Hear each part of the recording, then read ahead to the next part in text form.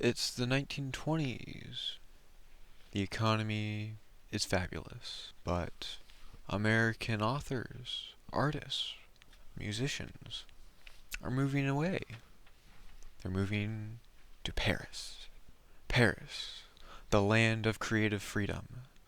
These authors, artists, musicians that moved to Paris during the 20s were known as the Lost Generation.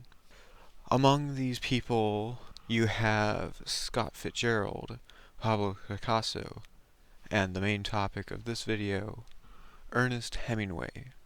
Hemingway was an American author. At the tail end of World War I, he enlisted to join the army. Due to his poor eyesight, he was rejected, and instead he was placed in charge of an ambulance driver for the Red Cross in Italy on the front lines. After the war, Hemingway returned home. Then, in 1921, Ernest Hemingway moved to Paris with his wife, Hadley.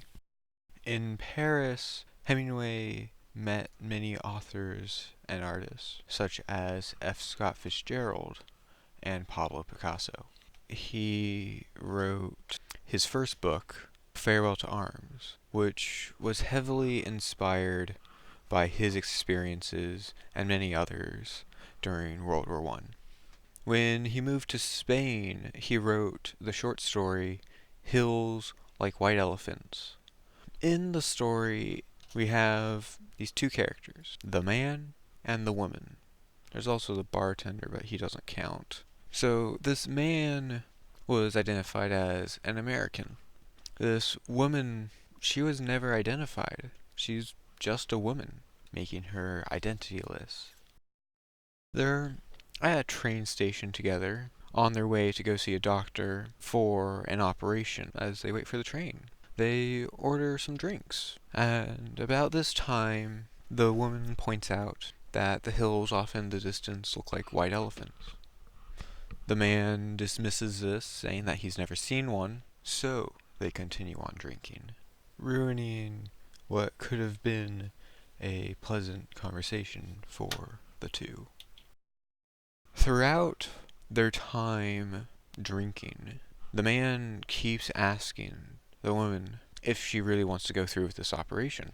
The woman says she will go through with the operation if he really wants her to. After a few drinks, the woman tells the man to stop talking about the operation. Then, when the train arrives and the man takes all their luggage to the train, when he comes back, the woman says that she's ready and she will go through with this operation. She's fully accepting of the operation at this point. Now, what is this operation that they are talking about here? Well, through context clues in the story, it is heavily implied that this operation is an abortion of sorts. So, how does an abortion connect with hills that look like white elephants? Well, the hills are supposed to represent the unborn child, the baby. As the woman is looking at the beautiful, the happy, the good of the baby, or the hills, the man just dismisses it. He doesn't care. He doesn't want this child, evident by them getting this abortion. Now, this story has lost a lot of its impact throughout the years, as abortion is not as much of a taboo subject as it once was.